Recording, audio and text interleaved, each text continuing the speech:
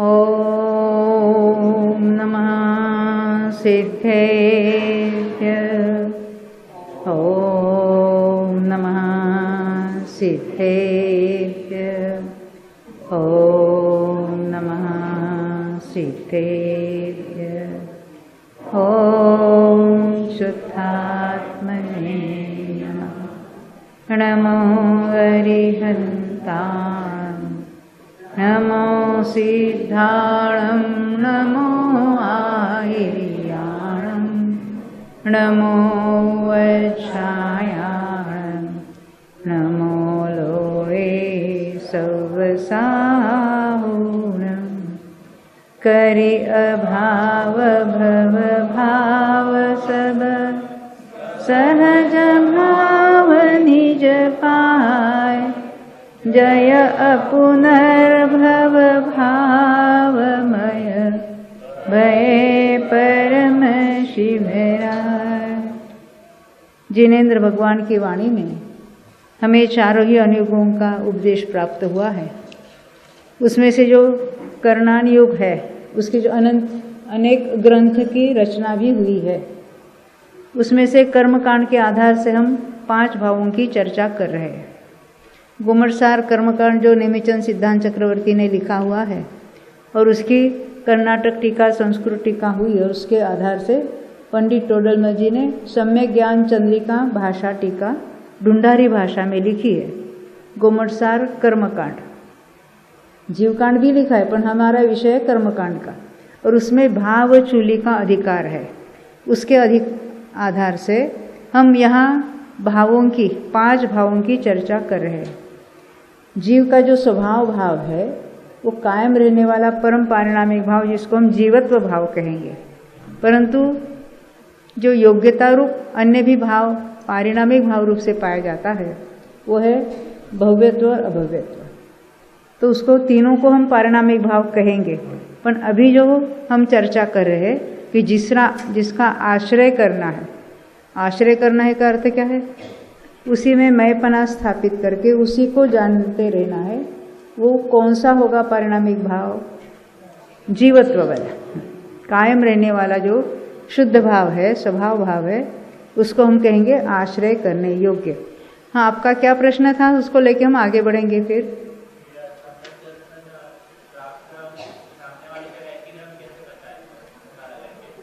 सामने वाले को सम्यक तो है कि नहीं है वो हम कैसे बताएं? क्या ज़रूरत है? सामने वाला जो सम्यक दृष्टि है कि नहीं, ये जानने की क्या दृष्टि?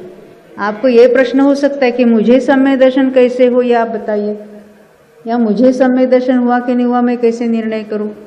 ये तो प्रश्न हम आपका सही मानेंगे।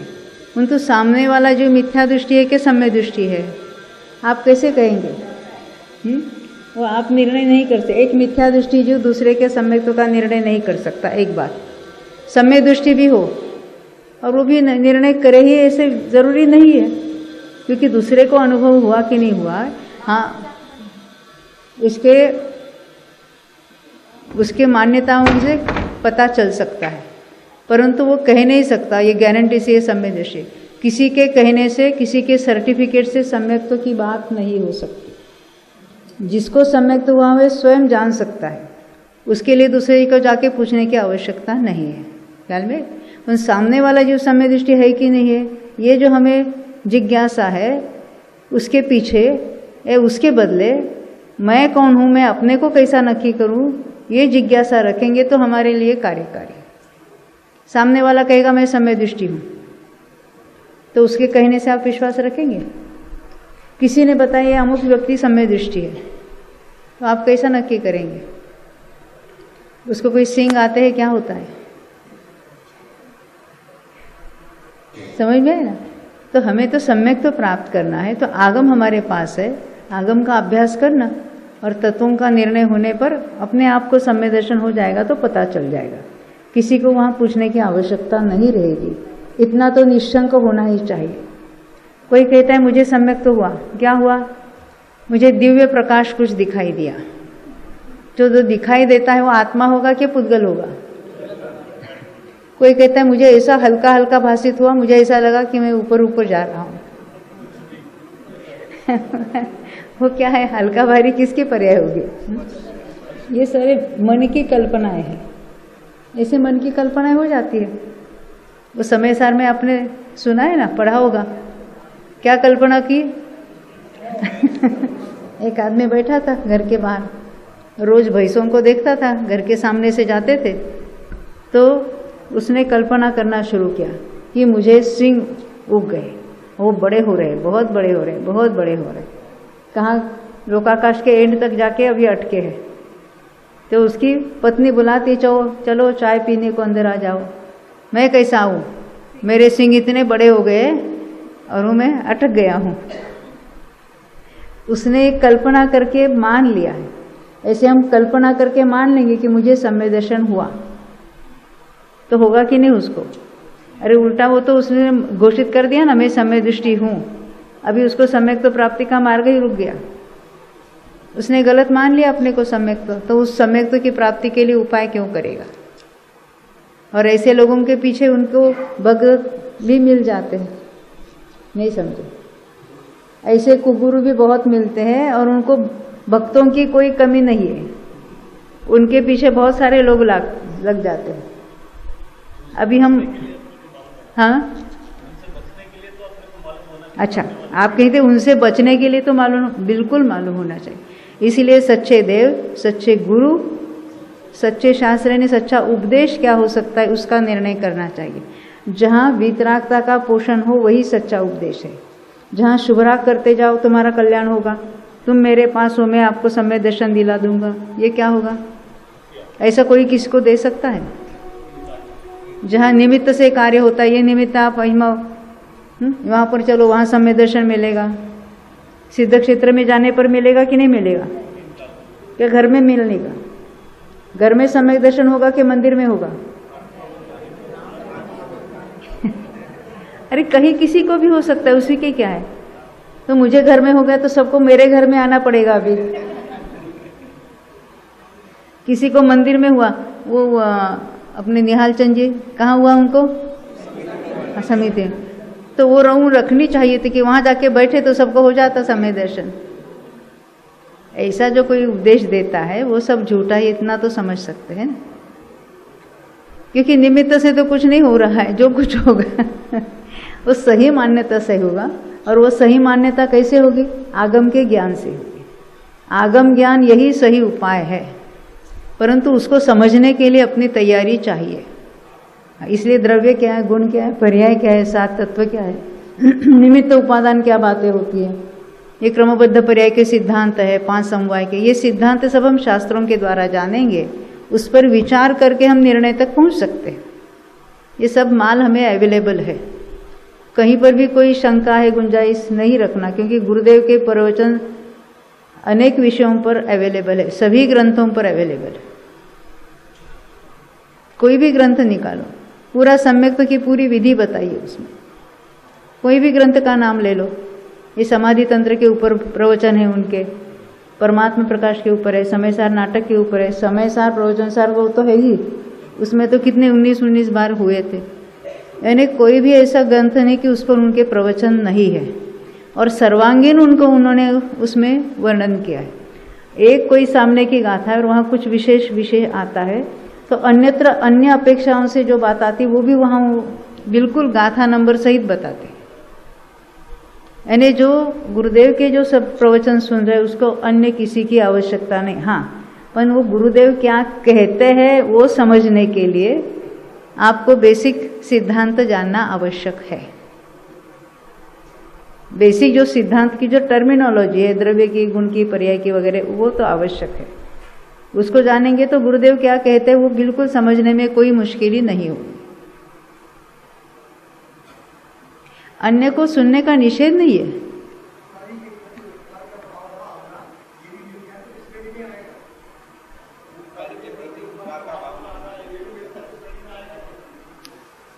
जरा कुंतु वही जरा रिपीट करना।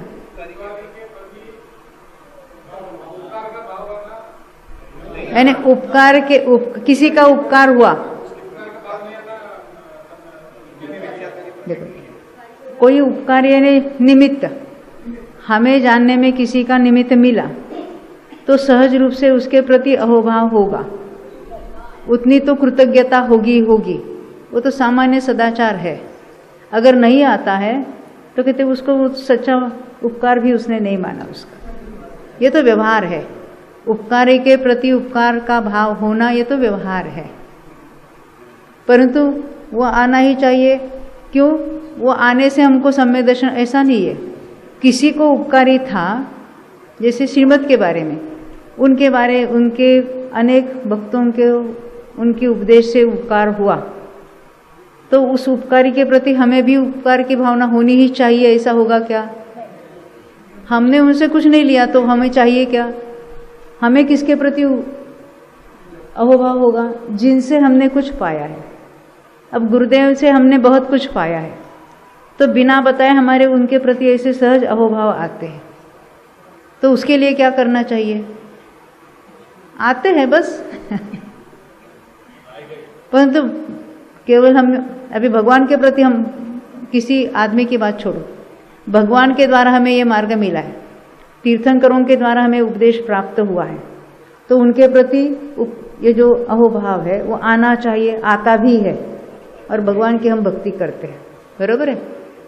तो हम भगवान के बहुत कुछ भक्ति कर रहे हैं, क्योंकि क्या हमने सुना? उनके प्रति भक्तिभाव आना चाहिए। हमने भगवान की एक भी बात नहीं सुनी और हम बहुत भक्ति कर रहे हैं, तो हम ठीक कर रहे हैं कि नहीं कर रहे हैं? क्योंकि हमने जन्म से यही सुना है, हमारे माँ बाप जो कर रहे थे, भगवान की अतिशय भक्ति कर रहे थे, हमने भी भक्ति करना शुरू किया, तो हम सही कर रहे कि नहीं कर रहे? सच्चे देवगुरु शास्त्र की भक्ति कर रहे, अच्छा कर रहे कि नहीं? क्यों कर रहे? उनसे आपने क्या पाया तो आप भक्ति कर रहे हैं? अगर उन्होंने बताया हुआ तत्व ज्ञान हम सीखेंगे, आत्मसात करेंगे, तो ही हमने उनसे कुछ पाया है, तो ये भक्ति आनी चाहिए वगैरह, वो तो ही नहीं, वो सहज रूप से आ जाएगी। पर किसी ज्ञानी की भक्ति करने से अगर हमको सम्यक दर्शन होता है ऐसा मानेंगे तो वो बात गलत है। सब लोग कर रहे हैं ना, इसलिए हम भी करें, तो आप क्यों कर रहे हैं? आप जाते जाते किसी आदमी को थैंक्स करते कि रास्ते में उसने कोई आपको हेल्प की तो आप कहेंगे थैंक यू। आकाश गिरा जैसे। देखो अभी हम जरा आगे थोड़ा ये विषय लेके फिर अन्य कोई चर्चा है तो उठाएंगे। यहाँ क्या लिखा है, हेडिंग क्या है? उत्तर भाव। उत्तर भाव किसको कहेंगे? पहले हमने मूल भाव देखे, अब भावों के जो भेद है उसको उत्तर भाव कहेंगे। जैसे मूल प्रकृति कहते हैं, कर्मों की मूल प्रकृति कितनी होती है? 8। और उत्तर प्रकृति किसको कहते हैं? ये प्रकृतियों के जो टोटल भेद है उनको हम उत्तर प्रकृतियाँ कहते हैं। जैसे 148 भेद हम गिनते हैं, ऐसे मूल भाव हमने कितने देखे? 5। अब एक एक भाव के जो भेद है उनको हम उत्तर भाव कहेंगे। हमने गिने थे औपशमिक के कितने उत्तर भाव? 2। क्षायिक के 9, क्षारोपशमिक के 18, औदैक के 21 और पारिणामिक के 3। ये क्या है? सब उत्तर भाव। टोटल कितने हुए? 53। हमने एक एक भाव को लेकर उसको गुणस्थानों में देखा था। अब हमको क्या करना है? सभी हमने देखे, हमने गुणस्थानों में औदैक भाव कहाँ कितने होते हैं, वो 21 होते हैं, फिर 20 होते हैं, 20 वगैरह वो सब देखे। हमने क्षायिक भाव कहाँ कितने होते वो देखे, क्षारोपशमिक भाव देखे, ये सब भाव हमने देखे। अब हमको क्या देखना है? एक एक गुणस्थानों में कौन से भाव होते हैं और कितने होते हैं, और वो भी नाना जीवों की अपेक्षा देख रहे, वो तो आसान है। अधिक बुद्धि चलानी है तो एक एक जीव की अपेक्षा बात करेंगे, और अधिक आपको बुद्धि चलानी है तो मार्गणाव में लगाते रहो। अब यहाँ से जाने के बाद क्या करेंगे? हाँ अरविंद भाई, फुर्सत बहुत है, क्या करेंगे? ये करेंगे तो अपना मन अपना ज्ञान इसी में उलझेगा। उलझाने के लिए नहीं, हमें पूरा स्वरूप गुणस्थानों का स्पष्ट भाषित होगा। हाँ, उसके लिए थोड़ा मार्गणाओं का अभ्यास होना चाहिए जो जीव कांड का विषय है, परंतु वो हुआ है यहाँ बहुत बार। और आपको कुछ संदेह है तो हमारे मोबाइल ऐप पर जाना और सुनना वहाँ से। क्यों, सब रेडी है ना वहाँ पर माल? अच्छा, तो हम गुणस्थानों में देखेंगे उत्तर भाव। तो मेरा प्रश्न है, पहले गुणस्थान में मूल भाव कितने होते हैं? कौन से 3? देखो यहाँ जो ऑर्डर है ना, औदैहिक, शैवशमिक, औपशमिक, शायिक, पारिणामिक, इस तरह से आपको बताना है। तो औदैहिक भाव है कि नहीं है? और कौन सा भाव है? शैवशमिक भाव है। और पारिणामिक, ये तो हमने देख लिया। वहाँ कोई औपशमिक और शायिक भाव है क्या? नहीं है। तो पहले गुणस्थान में टोटल भाव कौन से कितने हो सकते? तो औदैहिक के कितने देखे हमने? 21। और क्षौपशमिक के ये 10 गिनाएंगे कोई? हाँ बोलिए, कौन बोल रहे? हाँ, 3 अज्ञान। कौन से? क्षौपशमिक अज्ञान। और यहाँ हम औदैहिक भाव गिन रहे हैं, क्षौपशमिक भाव 10 गिन रहे। 3 अज्ञान, 2 दर्शन और 5 ये अनेक जीवों की अपेक्षा बात की हमने। एक जीव की अपेक्षा 3 ज्ञान हो या 2 ज्ञान हो सकते हैं। चक्षु अचक्षु 2 दर्शन हो गए या 1 होगा।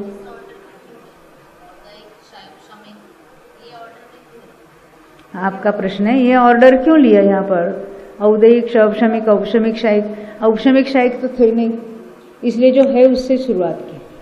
ख्याल में ना, क्योंकि बाद में उत्पन्न होने वाले हैं। शायिक पहले औपशमिक होगा और बाद में शायिक होगा तो इसलिए हम भावों की चर्चा करते समय आप कोई भी भाव आगे पीछे लिख सकते हैं। टोटल हमको निकालना। औदैहिक के कितने देखे हमने? 21 गिनाएंगे।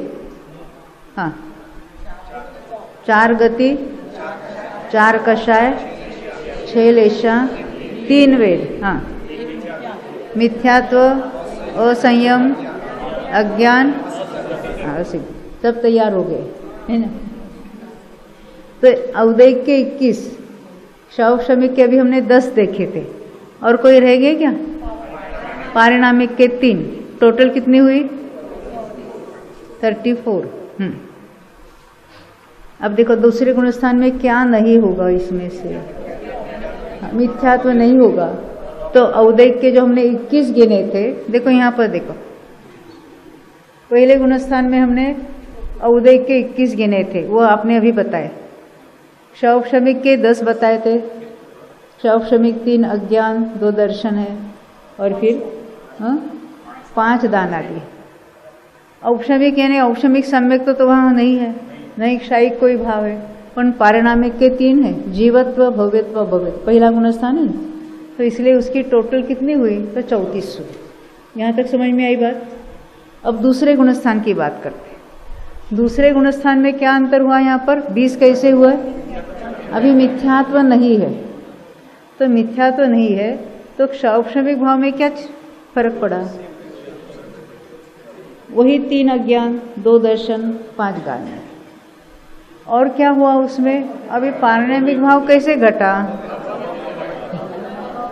अभी ये साधन वाला है क्या एक बार सम्यक तो होकर छूट गया है, उसका अर्थ वो भव्य जीव है, यानी उसके अभव्यत्व है ही नहीं, ये नक्की हुआ। तो ये अभव्यत्व पारिणामिक भाव को हमने इसमें से माइनस कर दिया। तो इसके 20 और 10 30 और 2 32 हो गए। यहाँ तक समझ में आई? कैसे सोचना, ये आसान है, आपके पास तो रेडीमेड उत्तर दिया है। कौन से उसको आपको जरा सोचना है। तीसरे गुणस्थान में भी 20 है, क्योंकि जो हमने औदैहिक भाव गिनाए थे उसमें से कुछ माइनस नहीं हुआ इसमें से। अभी इसमें से पहले कौन सा माइनस होगा? जो 20 है इसमें से कौन सा औदैहिक भाव सबसे पहले माइनस होगा? हाँ, कब होगा? 5वें गुणस्थान में क्या क्या होगा? गति 2 ही रह जाएगी। और क्या होगा?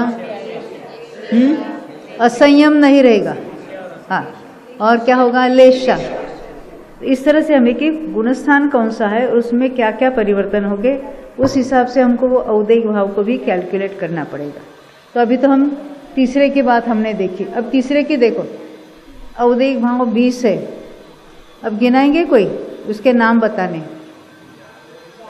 बोलो। हाँ, 4 गति, हाँ, 4 कषाय, 6 लेशा, 3 वेद, हाँ, मिथ्या तो बिना अन्य 3 तो 20 हुआ। अब एक शायोपशमिक भाव 10 गिनाए, 3 मिश्र, हाँ, मैंने 2 दर्शन लिए, कहीं पर 3 दर्शन भी लेंगे तो उसकी टोटल 11 हो जाएगी। समझ में आती है ना बात? अगर हम दर्शन को स्वीकार करते हैं यहाँ पर 3 दर्शन को, तो 3 मिश्र ज्ञान और 3 दर्शन कहने पड़ेंगे। तो दर्शन को भी मिश्र कहना कि नहीं कहना? ज्ञान दर्शन वाले दर्शन में कोई मिथ्या सम्यक प्राप्त नहीं होती।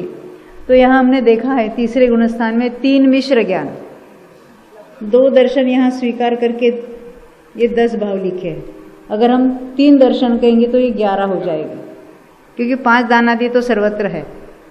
अब यहाँ औपशमिक भाव कोई नहीं है, शायिक भाव भी नहीं है, पारिणामिक तो अभी आगे तक तो पारिणामिक 2 ही चलेंगे, यहाँ तक 14वें तक। तो कितने हुए? यहाँ तो 32 लिखे और कहीं 33 लिखेंगे। तो अगर हम यहाँ दर्शन एक्स्ट्रा लेते हैं तो यहाँ 33 हो जाएंगे। ख्याल में आई बात? अब चौथे गुणस्थान में, चौथे गुणस्थान में कुछ भावों में अंतर आएगा। हाँ देखो, चौथे गुणस्थान में औदैहिक में क्या अंतर हुआ? हाँ, औदैहिक में क्या अंतर हुआ? कुछ नहीं हुआ। शायोपशमिक ये 10 से 12 कौन से बढ़ गए? देखो देखो, पहले तो शायोपशमिक अज्ञान थे या मिश्र ज्ञान था, अब ये सम्यक ज्ञान हो जाएगा, यानी 3 ज्ञान और 3 दर्शन हो जाएंगे। और क्या होगा? हाँ, शायोपशम सम्यक दर्शन भी बढ़ गया। और वो 5 दानादि तो हमने देखे थे, कितने हुए? 12। अब यहाँ एक भाव आया औपशमिक सम्यक को, और यहाँ एक भाव आया, तो क्या औपशमिक और क्षायिक दोनों को लेना? नाना जीवों की अपेक्षा, एक जीव की अपेक्षा कोई एक होगा, पर यहाँ नाना जीवों की अपेक्षा देखते। अगर एक जीव की अपेक्षा देखते तो ये दोनों 0 लिखेंगे और यहाँ हम शायोपशमिक सम्यक तो बढ़ाएंगे। ये हो सकता है ना? यहाँ हमने शायोपशमिक सम्यक तो ले लिया है, पर किसी जीव की अपेक्षा। यहाँ औपशमिक सम्यक तो लिया किसी अन्य जीव की अपेक्षा, और यहाँ क्षायिक सम्यक तो लिया किसी अन्य जीव की अपेक्षा, क्योंकि ये हम नाना जीवों की अपेक्षा से बातें कर रहे हैं। एट ए टाइम तीनों नहीं हो गए, एक जीव के शायोपशमिक सम्यक तो भी हो, औपशमिक भी हो, क्षायिक भी हो। क्या ये संभव है? ये नहीं हो सकता। इसलिए अनेक जीवों की अपेक्षा किसी को औपशमिक सम्यक तो है, किसी को क्षायोपशमिक सम्यक तो है, किसी को क्षायिक सम्यक तो है। चौथे गुणस्थान की बात चल रही है। तो ये चौथे गुणस्थान में पारिणामिक 2 तो चलते जाएंगे, तो कितने हुए टोटल? 36 है ना? ये 32 के 36 हुए। क्या बढ़ा? हाँ, क्योंकि वो 3 सम्यक तो 3 जगह लिए हमने, और दर्शन एक, कौन सा दर्शन? अवधि दर्शन बढ़ गया। यहाँ तक समझ में आई बात? अब 5वें गुणस्थान की बात करते हैं। 5वें गुणस्थान में औदैहिक भाव में क्या हुआ? इतने अभी घट गए। चौथे गुणस्थान तक तो 4 गति वालों को हो सकता था, अब 5वां गुणस्थान है तो कौन सी गति लेनी है? 2 ही, मनुष्य और 3 गति, 2 गति, यानी ये 2 भाव यहाँ कट हो गए। अब कषाय हो गए ना सारे, और लेशा 6 थी, यहाँ 3 हो जाएगी। ये यहाँ 5वां गुणस्थान है, तो यहाँ 2 गति रह गई, 2 घट गई, और 6 लेशा के बदले 3 लेशा। और क्या हो गया? संयम था, वो चला गया। तो संयम हो जाएगा, वो यहाँ हम लेंगे। परंतु इसमें से कट हुआ ना, हाँ, तो इससे वो 20 थे तो 14 कैसे हो गए? तो 2 गति नहीं रही, 3 लेशा नहीं रहे, और असंयम नहीं रहा। इसलिए जो चौथे गुणस्थान में 20 औदैहिक भाव कहे थे, अब वो कितने रह गए? 14 ही रह गए। समझ में आई बात? हाँ। क्षौक्षमिक भावों पर घटित करते ये तेरा 5वें गुणस्थान के क्षौक्षमिक भाव गिनाओ। 3 ज्ञान, 3 दर्शन। हाँ, क्षौक्षमिक सम्यक और संयमा संयम भी बढ़ गया, क्योंकि क्षौक्षमिक सम्यक और 3 ज्ञान 3 दर्शन तो चौथे वाले को भी थे, तो इसमें क्या बढ़ गया? हाँ, संयमा, ये यहाँ संयमा संयम बढ़ गया। यहाँ तो हमने संयम को घटाया था, यहाँ संयमा संयम को ऐड कर दिया। हाँ, चौथे में असंयम है। हाँ, औदैहिक का असंयम है, जो 5वें में असंयम नहीं रहा, इसलिए वहाँ तो उसको असंयम को माइनस कर दिया था। आपके पास जो चार्ट है ना, जरा निकालो, हमने वहाँ 0 0 डाला था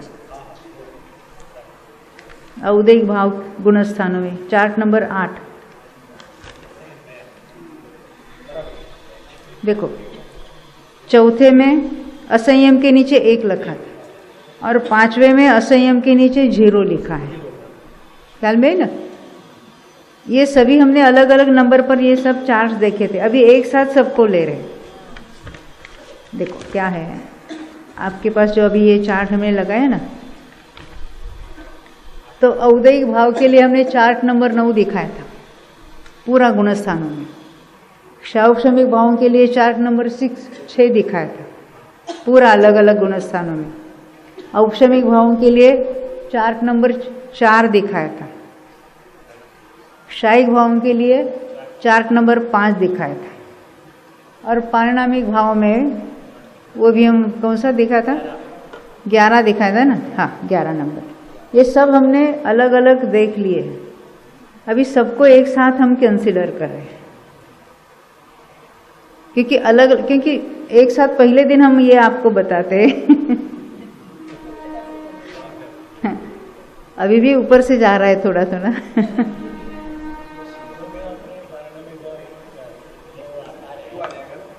नहीं, सिद्धों में यहाँ 2 लिखना, यहाँ 2 लिखना, ये जरा 2 का करेक्शन कर देना। ये अभेद रूप से 4 हो जाता, अभेद रूप से कहने की पद्धति। 9 तो है, उन्हीं 9 को 4 में गर्भित कर देते, और ये 4 और 1 मिलकर वो 5 कहे हैं। हाँ हाँ, नहीं, ये तो क्षायिक के वहाँ 5 गिनते हैं, वो 6 हो जाएगा। 4 और 2 6 हो जाएगा। हाँ, 4 और 2 6 करना वहाँ पर। अभी हम क्रम से चलेंगे।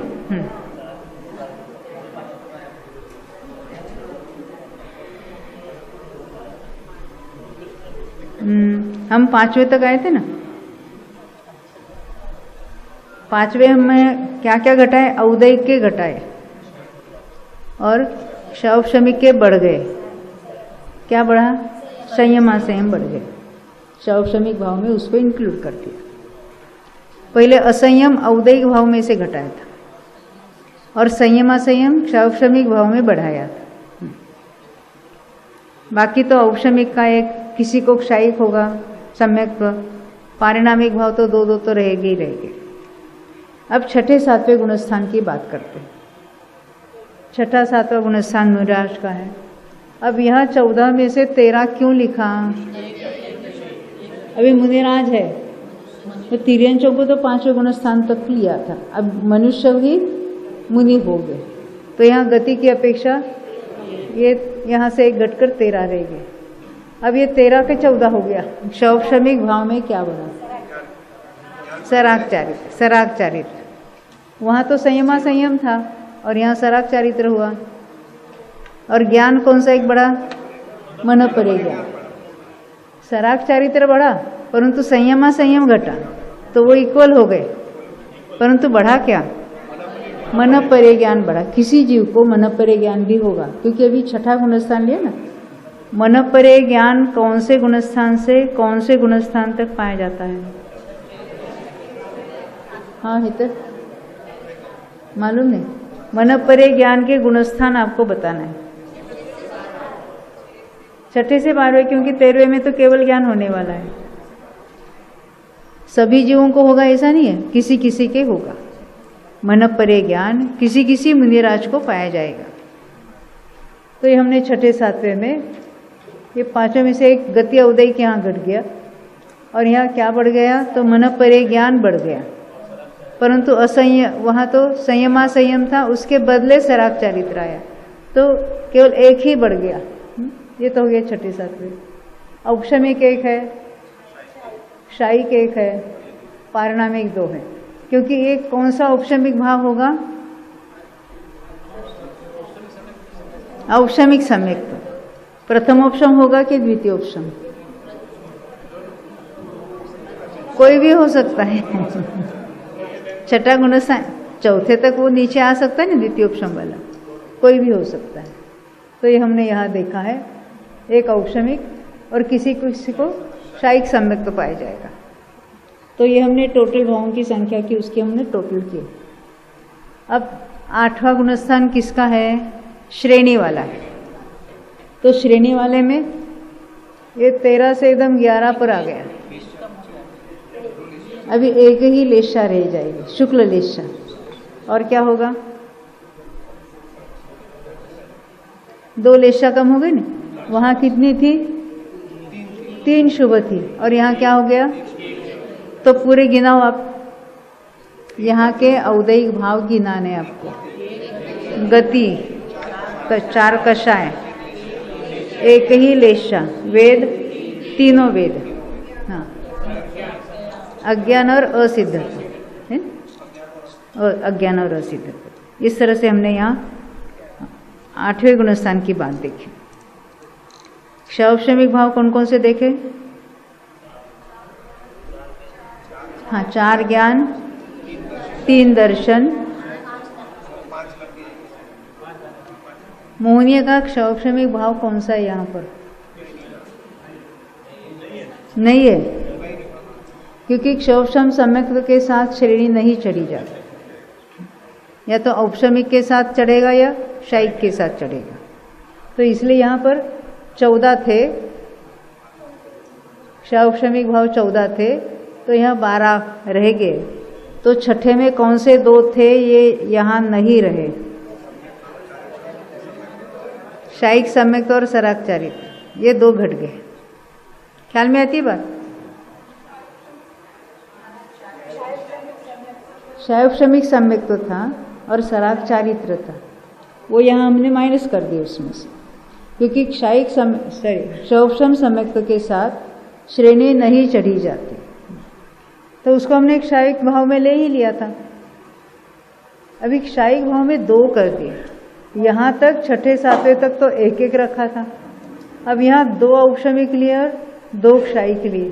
क्यों, 8वां गुणस्थान ये स्पेसिफिक लिखा नहीं कि उपशम श्रेणी का है, क्षपक श्रेणी का है, दोनों ही 8वें गुणस्थान में इंक्लूडेड है। तो 8वें गुणस्थान में 2 औपशमिक भाव कौन से हो गए, यह, हाँ, द्वितीय उपशम सम्यक के साथ श्रेणी उपशम श्रेणी चढ़ रहा है, तो 2 औपशमिक भाव हुए।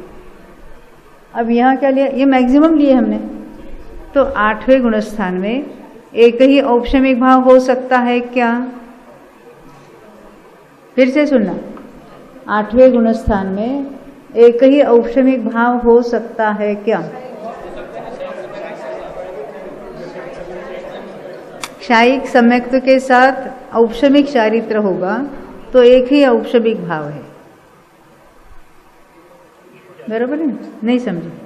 औपशमिक सम्यक तो नहीं है, 2 कैसे हो गए, औपशमिक सम्यक तो औपशमिक चारित्र। हमने आपको पूछा वहाँ एक ही औपशमिक भाव होना चाहिए, तो क्या होना है, शायिक सम्यक और औपशमिक चारित्र। क्या ऐसा होगा, औपशमिक सम्यक और शायिक चारित्र,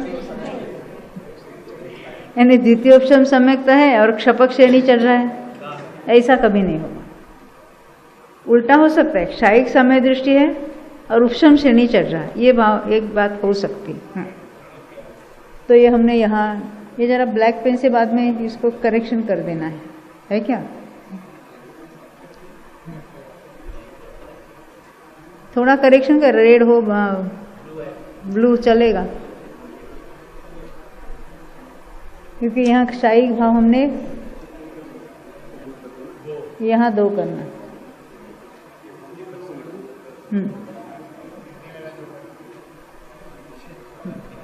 यहाँ पर भी 4 या कहीं कहीं 5 भी लेते हैं। हाँ, वो तो हम बाद में बात करेंगे। 5 कर देना है, यानी 4 और फिर एक स्टॉप। हाँ 7 हो जाएगी। हाँ तो हम बाद में देखेंगे, उसकी बात करेंगे। हम पुस्तक के आधार से बताएंगे आपको। देखो यहाँ सिद्धों में जो बताएं मैं आपको बता देती हूँ। 1 सेकंड।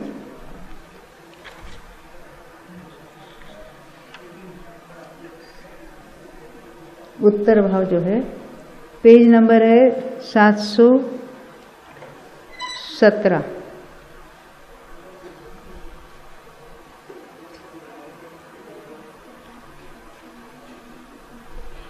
इसी पुस्तक में अलग अलग जगह अलग अलग लिखे हैं।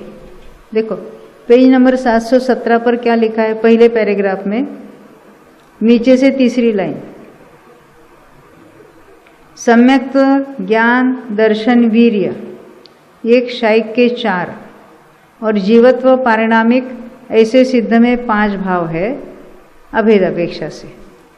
अब दूसरी बार ये बात देखते हैं कि वहाँ तो हमने आपको पहले बताया था सिद्ध में 2 भाव होते हैं। कौन से? पारिणामिक के, यानी कहीं 1 लिखते हैं, कहीं देखो पेज 725 में 725 पेज 832 नंबर की गाथा, सेकंड लाइन, सिद्ध में जीवत्व भव्यत्व ऐसा एक ही स्थान है, यानी वहाँ दोनों ही भाव स्वीकार है। अभी हमने आपको बताया वहाँ 1 ही लिखा है। जब चार्ट बनाया था तो उसके आधार से बनाया था, यानी वह सिद्ध क्षायिक के 4 ही लिए, सम्यक तो ज्ञान दर्शन और वीर्य, वो चारित्र को अलग वहाँ नहीं लिया था। ये कथन की अलग अलग अपेक्षा आती है, उसके अनुसार 4 और 1 5 लिखे थे। यानी जो अपेक्षा अलग अलग लेंगे तो वहाँ अलग अलग उसकी बातें हो जाएगी। अभी हम आगे बढ़ते, कहाँ तक आए थे हम? 8वें गुणस्थान तक आए थे। अब 9वें गुणस्थान से हाँ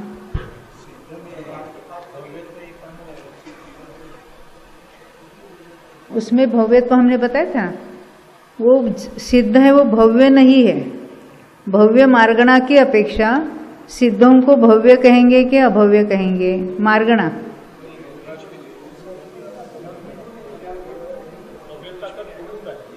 पूर्णता, वो भव्य है कि नहीं है, हो चुके। हाँ, पर भव्यत्व नाम का जो पारिणामिक भाव योग्यता रूप धर्म है उस द्रव्य में विद्यमान है। भव्यत्व था तो ही वो सिद्ध हो चुके। इसलिए अभी हमने देखा ना, आपको बताया था, गाथा की बात बताई थी। कौन सी बात की? 725 नंबर के पेज पर बताया था ना अभी। हाँ यहाँ देखो, सिद्ध में जीवत्व भव्यत्व ऐसा एक ही स्थान है, यानी वहाँ भव्यत्व जो है पारिणामिक भाव, कौन सा? योग्यता रूप धर्म, वो द्रव्य में है। वो धर्म द्रव्य में था तो वो सिद्ध बन गए। इस तरह से वहाँ वो भव्य नहीं है, परंतु भव्यत्व नाम का वहाँ पारिणामिक भाव है, ऐसा भी स्वीकार है वहाँ पर। देखो भव्य यानी होने योग्य, तो सिद्ध होने योग्य के हो चुके। क्यों हुए? उनमें भव्यत्व था तो हो चुके। तो भव्यत्व नाम का वो जो योग्यता वाला धर्म द्रव्य में से नष्ट नहीं होगा, वो है पड़ा हुआ, उसके कारण वो हो चुके। यानी वो भव्य नहीं है, पर भव्यत्व पारिणामिक भाव का वहाँ स्वीकार है, इस तरह से लेना। इसलिए दोनों प्रकार के कथन आ रहे हैं। हाँ, क्योंकि वो धर्म है, पर्यायगत योग्यता वहाँ पड़ी है, पर्याय नहीं है वो, पर वो योग्यता द्रव्य में थी। जैसे जो भव्य जीव है उनमें भव्यत्व है, तो भव्यत्व है तो सभी सिद्ध हो जाएंगे? नहीं,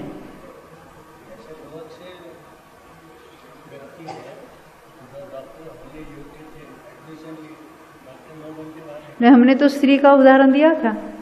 स्त्री में माँ बनने की योग्यता है, उसमें उनमें कोई दोष नहीं है, परंतु उस स्त्री ने ना लग्न किया या उसने ब्रह्मचर्य अंगीकार किया या शादी भी हुई परंतु उसको नहीं हुआ, उसकी योग्यता है तो हुआ नहीं, ऐसे भी हो सकता है, तो उसको क्या कहेंगे? मातृत्व गुण है, होने की योग्यता है, नहीं बनी माता, हो सकता है। ऐसे भव्यत्व पारिणामिक भाव है, तो सभी भव्य जीव हो जाएगी क्या सिद्ध? नहीं होगी। उसमें भी लगाएंगे उनकी काल लब्धि आने पर, जिस समय वो जो योग्यता है उस समय पुरुषार्थ पूर्वक उनके सिद्ध अवस्था प्राप्त होगी या सम्यक तो होगा। हाँ देखो उसमें चारित्र को अलग लेंगे तो 5 होते हैं, शायिक चारित्र अलग लेंगे तो 5 हो गए। अगर हम ज्ञान दर्शन सम्यक्त्व और वीर्य लेंगे तो 4 ही होंगे। मैंने बोला ना अलग अलग अपेक्षाओं से जहाँ अलग अलग वर्णन आता है तो अभेद करके उसमें सम्यक्त्व में ही ले लेना उसको, यानी जिसको हम ना अनंत ज्ञान या क्षायिक ज्ञान, क्षायिक दर्शन, क्षायिक सम्यक्त्व, क्षायिक वीर्य। तो क्षायिक चारित्र का क्या हुआ? गर्भित हमने मान लिया तो 4 भाव कहेंगे, वहाँ क्षायिक के 4 भाव कहेंगे। अभी आगे बढ़ते हैं। हमने अभी 8वें गुणस्थान तक देखा। 9वें गुणस्थान में बहुत सारी बातें देखी थी। कैसे देखी थी? 11 से 5 तक का अर्थ क्या है? यहाँ तो 11 थे, 9वें में आते ही वही बात हुई। ये 11 गिनाएंगे कोई?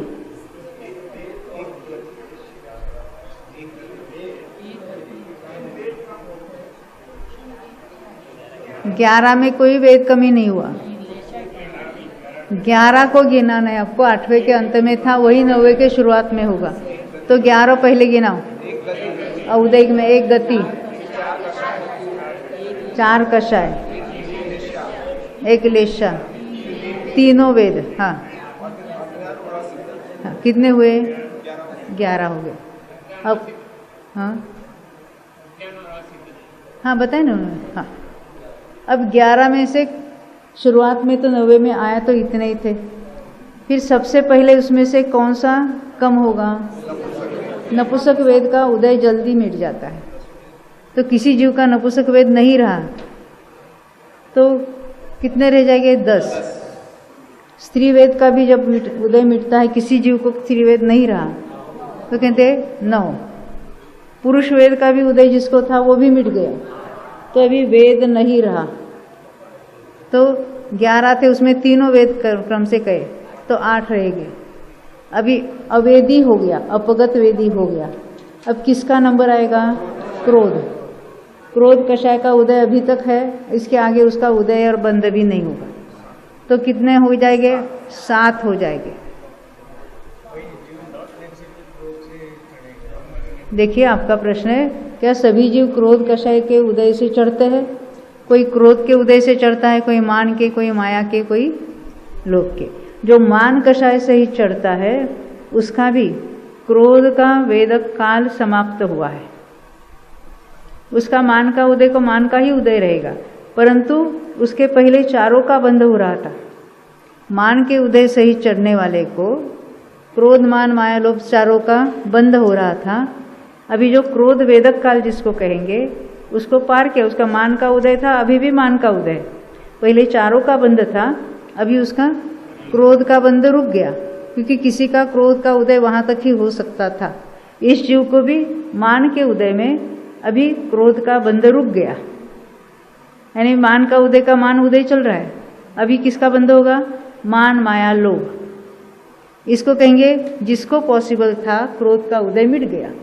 अनेक जीवों की अपेक्षा हम बात कर रहे हैं, क्योंकि क्या है, श्रेणी चढ़ते समय किसी को क्रोध का उदय है, किसी को मान का, किसी को माया का, किसी को लोभ का, परंतु ये अपेक्षा सब में लगेगी। पहले अपगत वेदी हुआ तो 11 में से 3 जाकर 8 का रह गया था।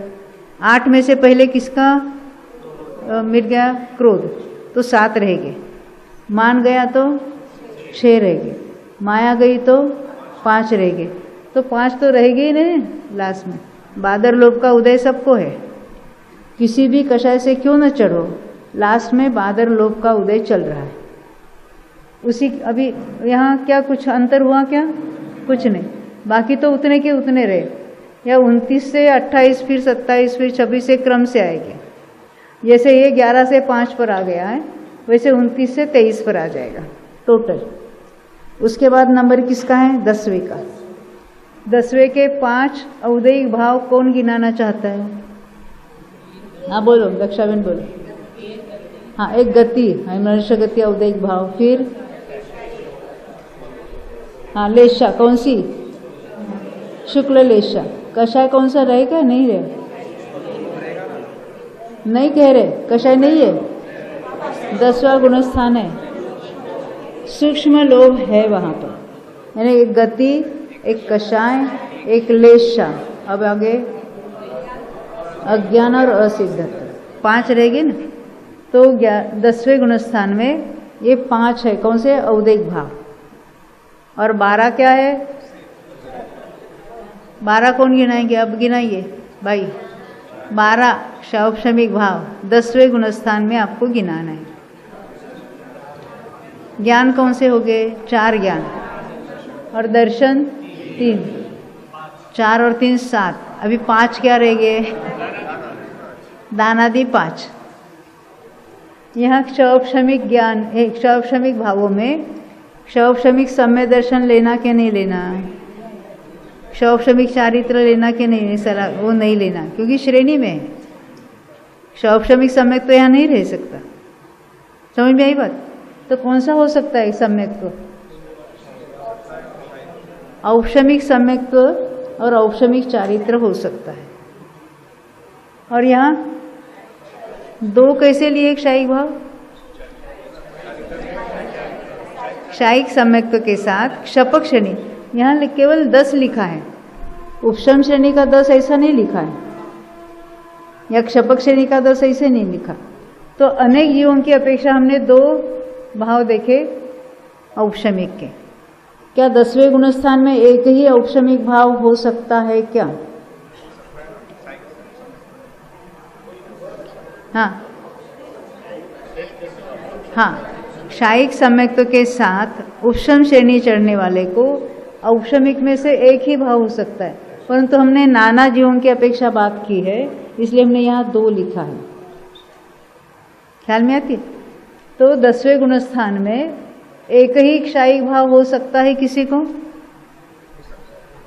10वें गुणस्थान में एक ही क्षायिक भाव हो, हाँ, क्षायिक सम्यक्त्व के साथ उपशम श्रेणी चढ़ने वाले, ये हो सकता है। तो ये हमने 2 और 2 अनेक जीवों की अपेक्षा देखे। अब पारिणामिक भाव को तो 2 में लिखना ही लिखना, तो टोटल 23 हो जाएंगे। यहाँ 90 के अंत भी 23 थे और यहाँ पर भी संख्या उतनी ही रही, संख्या में कोई चेंज नहीं हुआ। अब 11वें गुणस्थान में कुछ विशेष होने वाला है ना? यहाँ 5 में किसको गिना था? एक गति, एक कषाय, एक लेशा, अज्ञान और असिद्धत्व। 11वें में क्या होगा?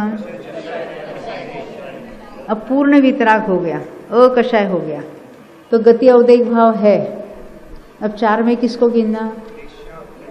लेशा है कि नहीं है? हाँ, एक गति औदयिक भाव, एक फिर लेशा, अज्ञान और असिद्धत्व। क्षायोक्षमिक भाव में क्या अंतर होगा? जो 10वें में देखे वही रहेंगे, 4 ज्ञान, 3 दर्शन और 5 दान आदि। तो 11वें में वही लगाना है।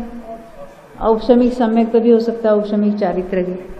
और यहाँ क्योंकि हमने 11वें में क्या लिया है, यहाँ पर देखो 10वें में 2 लिए थे भाव और 11वें में एक, ऐसा क्यों? यहाँ कोई बताना चाहेगा? हाँ बोलो, आपके बाजू में बोलो। हाँ, तो 10वें में 2 भाव लिए और 11वें में एक क्यों? क्षायिक सम्यक्त्व, क्षायिक चारित्र क्यों नहीं लिया? 11वां गुणस्थान उपशम श्रेणी में ही होता है।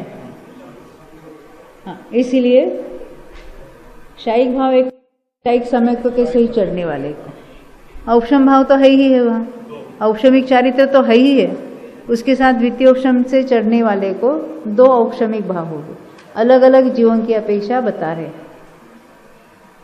समझ में आती है बात? हाँ। तो ये 11वें गुणस्थान मात्र उपशम श्रेणी में, 10वां तो दोनों श्रेणी में था, इसलिए वो भाव भी वैसे 2-2 की बात पॉसिबल थी। यहाँ वो बात नहीं हो सकती, यहाँ मात्र उपशम श्रेणी की अपेक्षा विचार करना है।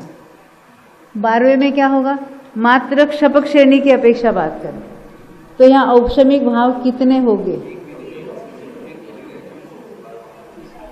एक भी नहीं, क्योंकि क्षपक श्रेणी है।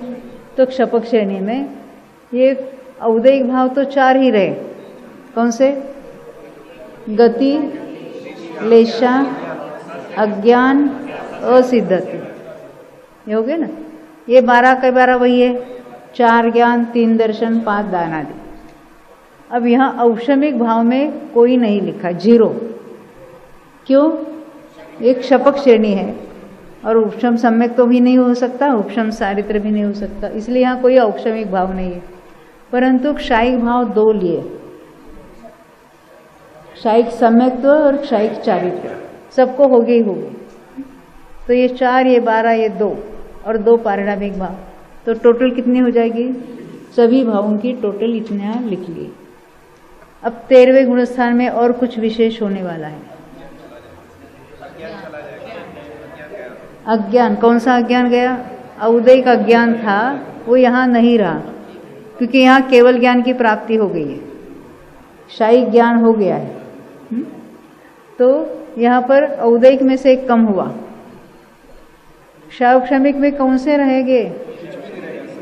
अरे 12 के 12 चले गए।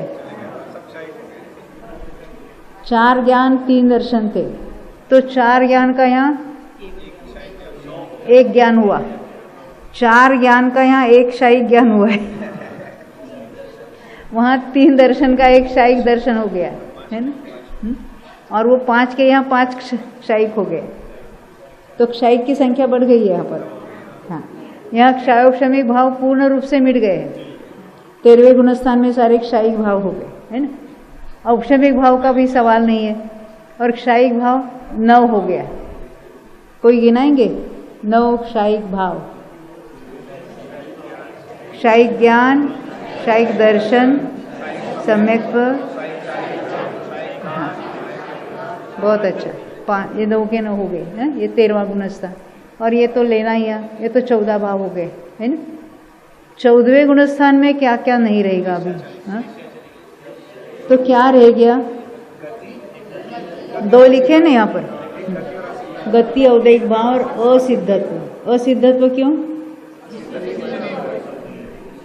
अभी अघाती कर्म बाकी है, तब तक सिद्धत्व प्रकट नहीं हो सकता, इसलिए 2 भाव लिए। ये तो क्षायोपशमिक यहीं पर चले गए थे, औपशमिक भी यहीं चले गए, तो यहाँ पर भी नहीं रहेंगे। 9 के 9 क्षायिक भाव है, और यहाँ 2 जीवत्व और भव्यत्व। इस तरह से यहाँ 14 के बदले 13 हो गए। अब सिद्ध में अगर हम यहाँ 4 लेते हैं, कौन से? क्षायिक ज्ञान, क्षायिक दर्शन, क्षायिक सम्यक्त्व और क्षायिक वीर्य, उसमें गर्भित करके कहने की पद्धति है। अगर इसको 4 लेते हैं और यहाँ जीवत्व अकेला लेंगे तो 5 हो गए, परंतु जीवत्व भव्यत्व दोनों भी ले सकते हैं यहाँ पर, क्योंकि वो तो उसका जो भव्यत्व नाम का पारिणामिक है, पर्याय की योग्यता वाला, तो हम 4 और 2 यहाँ 6 लिखेंगे। ख्याल में आई बात? तो इस तरह से हमने ये सारे प्रत्येक गुणस्थानों में सभी टोटल भाव कितने हो सकते हैं, इसको हमने यहाँ गिना है। क्या कह रहे?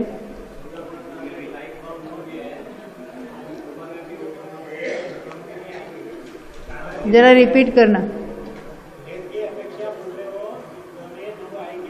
बिल्कुल आएंगे, भेद की अपेक्षा 9 आएंगे, पर अभेद की अपेक्षा कहने की पद्धति है वहाँ पर, जो पुस्तकों में लिखी है उसकी अपेक्षा से हम बात करेंगे। यानी हमें वो अपेक्षा मालूम होनी चाहिए। हाँ देखो देखो अभी हमारा वैसे विषय समाप्त हुआ है, परंतु पुस्तकों में ऐसा भी बताया है। पहले गुणस्थान में कौन से 3 भाव देखे थे, याद है आपको? कौन सा? औदयिक, शैवशमिक, पारिणामिक। तो अभी उसमें कौन से कॉम्बिनेशंस हो सकते हैं? हम औदयिक को सिंगल रखेंगे, शैवशमिक को सिंगल रखेंगे और पारिणामिक को, तो 3 तो वे भंग हो गए। अब कॉम्बिनेशन में हो सकते हैं, हमको कॉम्बिनेशन में लगाना है कि औदयिक के साथ, जैसे औदयिक है तो औदयिक के साथ शैवशमिक, औदयिक के साथ पारिणामिक और शैवशमिक के साथ पारिणामिक। कितने हुए? 3, जिसको कहेंगे द्विसंयोगी। नहीं समझे? आपको सप्तभंगी मालूम है? सप्तभंगी में मूल चीजें कितनी होती है? 3। कौन सी? अस्थि, नास्ति, अवक्तव्य। तो उसके भंग कितने होते हैं? 7। अब हम A B C समझेंगे। A B और C उसके भंग निकालने हैं, तो अकेला A, अकेला B, अकेला C रखेंगे। ये A है, ये B है और C है, तो हर एक को एक एक सिंगल रखेंगे तो 3 भंग हुए पॉसिबिलिटीज। अब हम कॉम्बिनेशन 2-2 का करेंगे, तो AB, AC, BC कितने हुए? 3। और तीनों का ABC वाला एक भंग होगा, इसको कहेंगे त्रिसंयोगी भंग।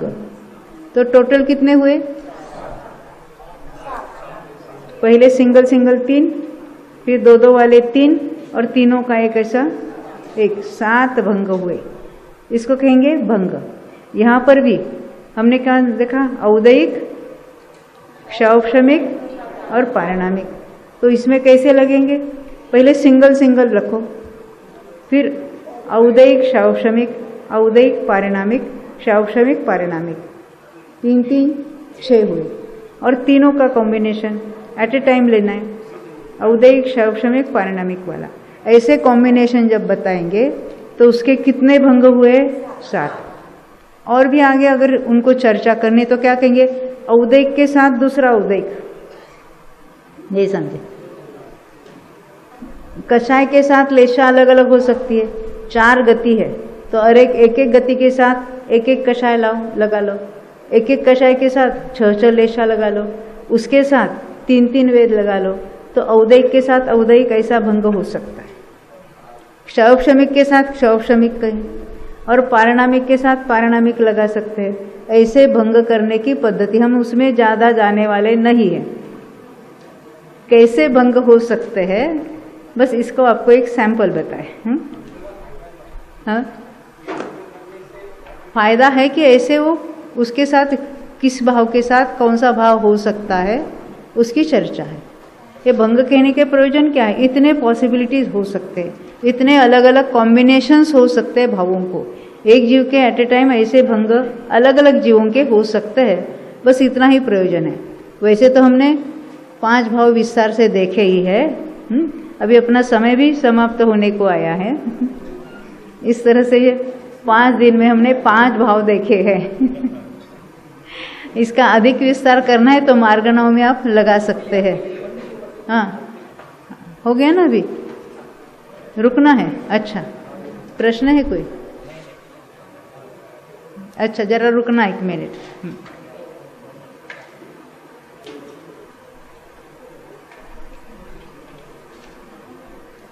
कुछ बतानी है बात?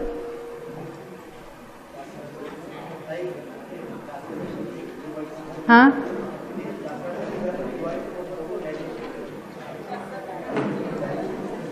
हो गया ना? अच्छा, अभी हमारा यहाँ समाप्त होता है शिविर और विषय भी। बोलो 2400 भगवान की जय हो।